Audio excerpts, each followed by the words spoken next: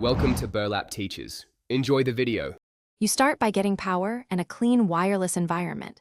Charge the case and earbuds to at least 50% and make sure other Bluetooth devices are off.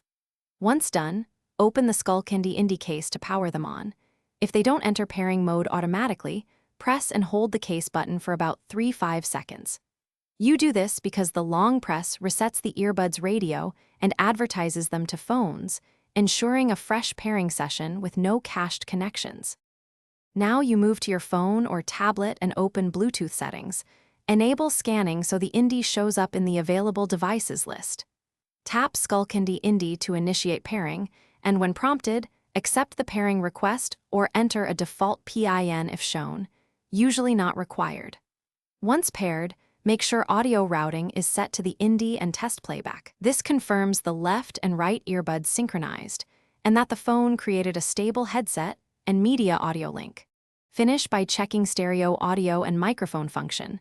Play a track and take a call to verify both. If one earbud is silent or connection drops, place both in the case, close then reopen to force resync, and if that fails, perform a factory reset by holding the case button for 10 seconds. If reset doesn't help, forget the device on your phone and repair. This clears lingering profiles and usually resolves persistent conflicts, so you get reliable audio again. Thanks for watching. Consider subscribing if this video helped you.